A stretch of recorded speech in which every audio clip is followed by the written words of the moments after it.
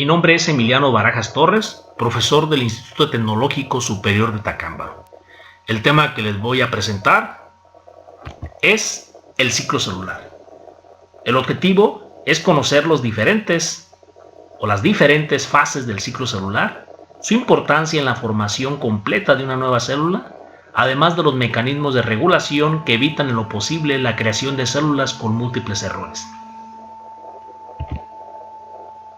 Cuando hablamos de ciclo celular, nos referimos a una serie de eventos moleculares mediante los cuales la célula crece, duplica sus estructuras y finalmente se divide, dando origen a células hijas. Ciclo celular consiste en 4 procesos sumamente coordinados: crecimiento celular, replicación del ADN, distribución de los cromosomas duplicados a las células hijas y finalmente la división celular. Fases del ciclo celular: tenemos la interfase, fase G1, que es un periodo de crecimiento general, fase S, donde ocurre síntesis de ADN y replicación de los cromosomas, fase G2, donde continúa el crecimiento, la célula se prepara para la división. Tenemos la fase M, conformada por la mitosis y esta a su vez por 4 estadios, que es la profase, metafase, anafase y telofase. Y finalmente la citocinesis, que no es más que la división del citoplasma. Ciclo celular, como lo habíamos comentado, es una secuencia ordenada de eventos. La interfase, donde los cromosomas se duplican, la fase mitótica, donde ocurre la división celular. Tenemos claramente la imagen ahí donde nos definen cada momento de la interfase: fase G1, fase S, que es la síntesis de ADN, fase G2, la fase mitótica, donde ocurre mitosis y citocinesis.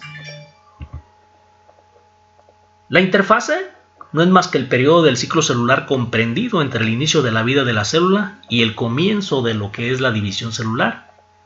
Para esto, se divide en 3 etapas: fase G1, fase S, fase G2, que ya lo habíamos comentado. Fase G1 precede al inicio de la síntesis de ADN, las células crecen, se efectúa un metabolismo normal, los organelos se duplican.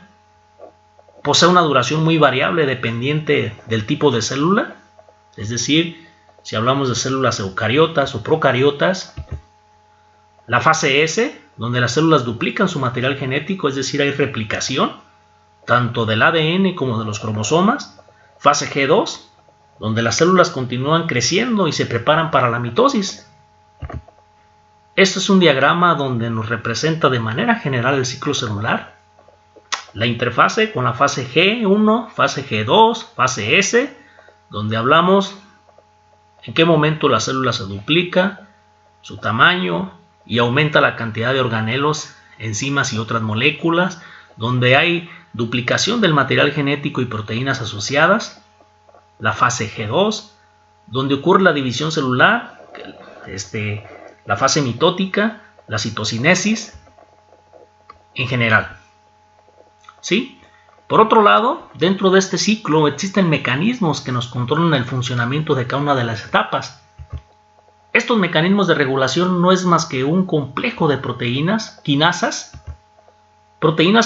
que nos permiten regular este ciclo celular y que va desde proteína CDK1 hasta proteína CDK6, que es a lo que llamamos complejo proteínico de quinasas y que nos permiten regular este ciclo celular. Este ciclo celular tiene puntos claves de control.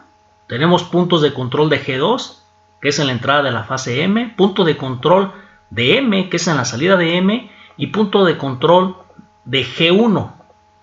Muy importante, porque en estos 3 puntos de control es donde se puede ver o puede ocurrir alteraciones que dan a problemas de salud, enfermedades crónicas degenerativas, como es el caso del cáncer.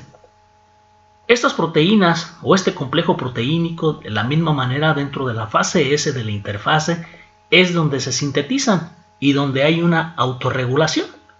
Y que mientras no haya ningún problema en la producción, ¿sí?, o durante su síntesis, la célula funciona de manera normal. Como conclusiones, definitivamente el ciclo celular es un proceso altamente complejo que le permite a la célula mantener el equilibrio del organismo, previniendo errores que pueden llevar a problemas de salud como es el cáncer, y para lo cual se establecen mecanismos de control encargados precisamente de proteger a la célula de posibles alteraciones. Estas son las fuentes bibliográficas que utilizamos para la elaboración del tema. Esperamos que haya sido de su agrado y damos las gracias por su atención.